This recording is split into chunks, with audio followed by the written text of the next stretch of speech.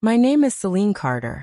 And less than 1 hour after my grandfather's will reading ended, where everyone received millions and I received only $73,000, his lawyer called and said something that made my heart stop.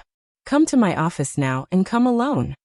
At that moment, I thought humiliation was the worst part of my day. I had just sat through a room full of relatives celebrating their fortunes while quietly pretending my small inheritance didn't matter. But as I drove toward the lawyer's office, one thought kept repeating in my mind. If that wasn't the full truth, what exactly had my family been hiding? And before I tell you what happened next, if you enjoy powerful emotional stories about betrayal, hidden secrets, and unexpected justice, make sure to subscribe now. Because stories like this prove that the truth always finds its way out, even when families try to bury it. When I arrived, the office lights were dim, and the blinds were already closed. The lawyer didn't greet me like before. He locked the door behind me and placed a thick folder on the desk. This wasn't meant to be read in front of them, he said quietly. Your grandfather trusted only you. Inside were financial records, private letters, and handwritten notes, proof that decisions had been made behind my grandfather's back during his final year. Transfers approved without full consent. Investments signed under pressure. Money moved in ways he never fully understood. At first, I didn't believe it. Not my family. Not the people who smiled at me hours earlier. But the deeper I read, the clearer everything became. My small inheritance wasn't punishment. It was protection. My grandfather had deliberately made me look unimportant, so I wouldn't be targeted before the truth was secure. He had hidden responsibility inside silence. Within days, my relatives began calling constantly. Invitations.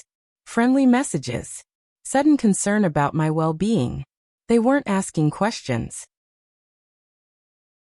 Not because of revenge. Because of proof. And proof doesn't care about family loyalty. But here's what my competitor stories usually miss. The emotional cost after the victory. Because winning didn't feel loud. It felt lonely. Calls stopped. Invitations disappeared.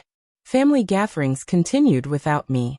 For the first time in my life, silence wasn't something forced on me. It was something I chose. Months later, I moved into a smaller apartment near the city center, away from family expectations and quiet pressure. I started rebuilding routines that had nothing to do with inheritance or secrets. Therapy helped. Work helped. Time helped. And eventually, something unexpected happened. Peace. One evening, I opened the final letter my grandfather left behind. The one the lawyer told me to read only when everything ended. Inside were just a few simple lines. You were never the weakest one in the room. You were the only one strong enough to listen. That was the moment I finally understood. My inheritance wasn't money. It was clarity. Because the truth didn't destroy my family. Silence did. And from that day forward, I made one promise to myself. I would never stay quiet again just to keep others comfortable.